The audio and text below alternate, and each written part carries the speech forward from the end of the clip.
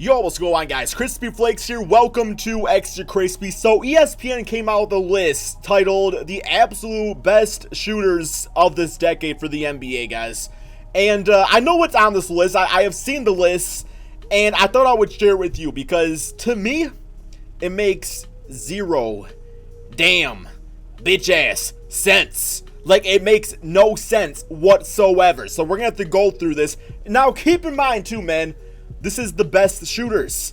This is not the best scorers. Scoring and shooting is two different things, man. You can score in a multitude different ways. When you're shooting the basketball, you are doing that, man. You are like taking three-pointers, maybe some mid-range shots here and there. But I think of like shooting, I think of the three-point shots, especially when it comes to this past decade. You know, I think of Stephen Curry, Klay Thompson, really just Splash Bros in general.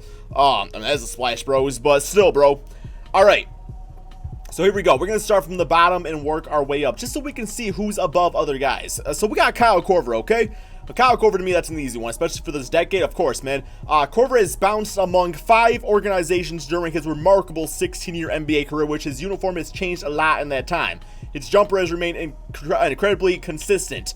Among the 200 NBA players who tried at least 1,000 threes in the 2010s, nobody was more accurate than Korver, who made 44.5% of his attempts. He's the only one on that list looking down at Curry.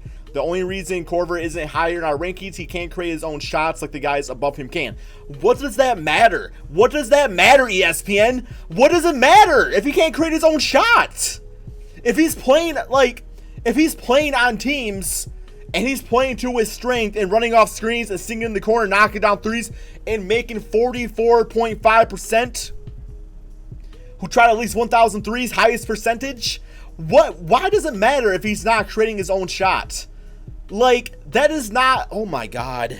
We are only at number 10. I'm already pissed off. Like, I just don't, I don't get why that matters at all. I really don't get why that matters. Okay, whatever. Apparently it does. Apparently, you know, playing to your role and playing to your strength makes you lower on a list. All right, number 9, we got JJ Redick. So Redick has jumped around his whole career. The New Orleans Pelicans will be his 5th team since he entered the league in 2006.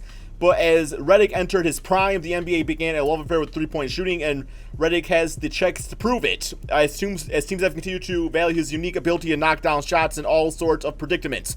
Along with Curry and Klay, Redick is one of the few NBA players who can come off a curl, set his feet, and get a high-efficient shot in traffic. So this already makes no sense. You know, much respect to JJ Redick. He's literally made a living by being a great shooter.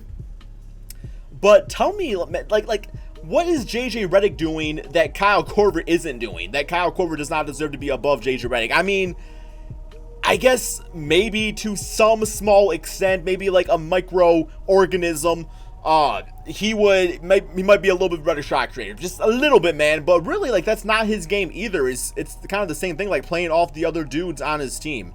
All right, now Damian Lillard, okay. Okay, over JJ and Kyle Korver for shooting? Now, don't talk about all-around players. Like, obviously, Damian Lillard is the better overall player. But shooting, though? If it weren't for Curry, Lillard would be a revolutionary. The greatest deep three-point shooter we've ever seen along with Curry. Lillard is changing the way the league looks at acceptable shot distance. Do you know Jimmer Fredette? Both of these guys are comfortable pulling up from 30-plus feet, a distance that would have been laughable at the beginning of the century. Nobody's laughing now as Lillard is using those deep triples to great effect.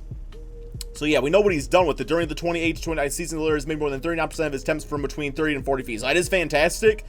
But I mean, that's one season, that's one sample size. So, you know, it's hard for me to put Damian Lillard shooting wise above JJ and Kyle Korver just because those guys literally, like, that's what they do. I'll allow it though. I'll allow it. Next up, we got Chris Paul. Chris Paul, I don't think of like I've always thought of Chris Paul as like a good shooter, but damn, number 7 though, bro. Chris Paul is one of the best mid-range shooters in the world. Okay, so they are looking at the mid-range game, but see, that's the thing that pisses me off. It's like they're also considering like the inside, like just like if that 57% should not even be on there. That's not even a jump shot at that point. That's a freaking layup. Like, if that's the case, we better have DeAndre Jordan on this list, because DeAndre Jordan's inside game, his percentage is one of the all-time best. Why is he not on here? You know what I'm saying? It's like the consistency of this makes no sense whatsoever. No mid-range, no problem. Paul quickly adapted his game for the from the 3-point throw, which is true. I'm not like disagreeing with Chris Paul here. Just think that the criteria just doesn't make sense. Next up, we got Dirk Nowitzki. Dirk Nowitzki should be top 3 without a doubt in my mind. So we got this little chart right here. Efficiency by location, below average, above average. So yeah, he's always made a living on the baseline like that. Frequency, high/low. Okay, that's kind of an interesting thing to look at right there. But yeah, no arguments with Dirk Nowitzki. I just think he should be higher on this list. Like, I literally cannot think, man.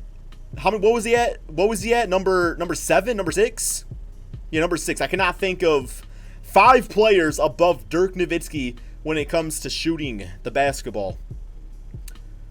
James Harden, number 5. James Harden's been, what's going on right here? Harden achieves superstar efficiency by sticking to the ketogenic shot diet and sticking to the line. What the hell does that mean? I'm doing the keto diet right now, but I don't know how it relates to basketball. That makes no damn sense, man. Is it going to make me shoot as good as James Harden? Because I will continue to do it, bro. Get buckets and get bacon. Like, I'll be all about that.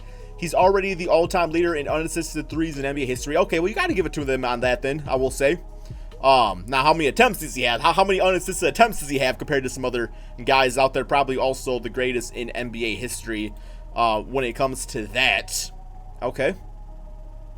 Klay Thompson at 4?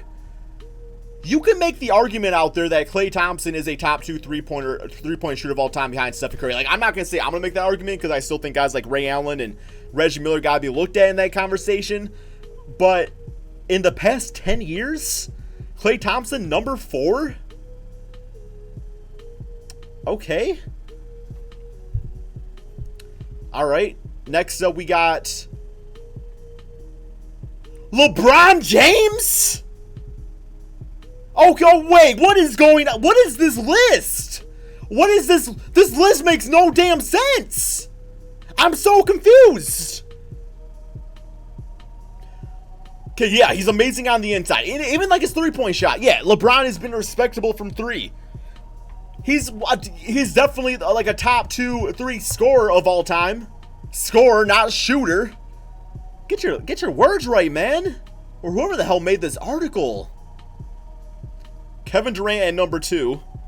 Yeah, we know he's got the scoring titles. And like, I don't totally disagree with this just when it comes to like efficiency with his shots. Kevin Durant right there. Okay. And then number 1, we got Stephen Curry. Yeah, that one's pretty easy right there. I mean, no arguments there. Made more threes than anyone else between the 2010 NBA season, 2019 season. Okay, well, that does make sense.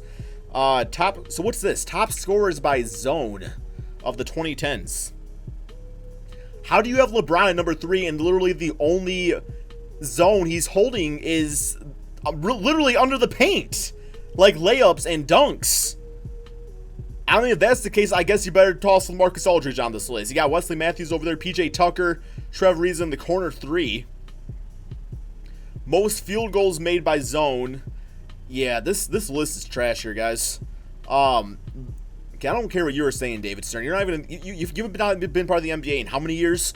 Okay, let me read this beginning right here. Maybe it will give me like maybe Kirk Goldsberry. Freaking Dinkleberry, bro. I'll take a better list from him, man. That's new from Wild Thorn. No, that's not Wild Thorn Bears. That's Fairly Odd Parents. So as the Toronto Raptors hoist the Larry O'Brien Trophy, they put punctuation marks at the end of a wild NBA decade. The 2010s will go down as one of the league's most successful periods, and the decade will be remembered for a couple signature trends: the rise of three-point shooting and analytics. Shooting skills have always been vital in the NBA, but they have been paramount this past decade. The league leaned heavily into analytically correct shot selections. Some nerd-ass stuff, man. I can't stand. Okay. That promoted three-point shooting while minimizing mid-range looks.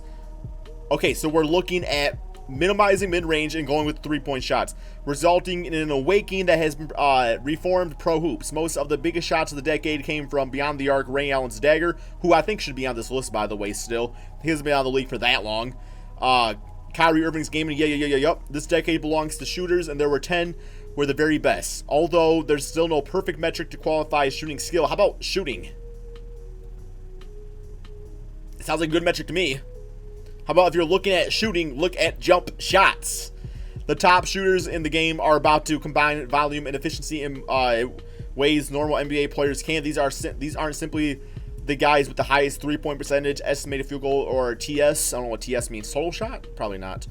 They created the converted thousands of difficult shots from all over the court at high rates, and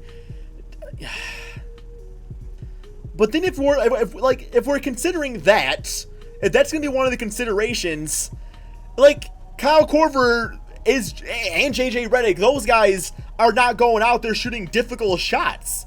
Like, they are literally the definition of, like, hey, let me watch this damn Division IV basketball coach teach some guys how to shoot the basketball.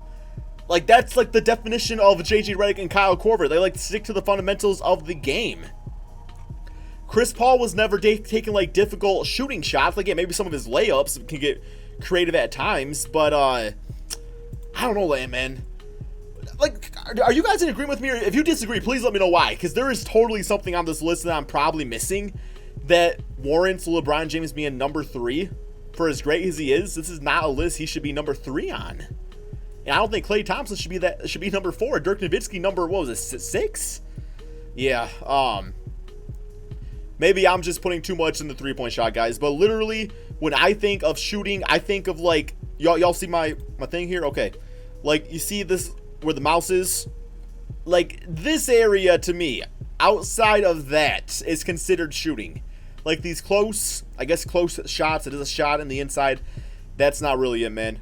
If that's the case. Yo, Big Al Jefferson was a beast from right there. Oh, my God. But, yeah, man, give me your thoughts about this in the comment section below. I just want to rage a little bit. So, hope you guys all enjoyed. Be sure to drop that like. Subscribe if you're new to my channel. And peace out, my friends.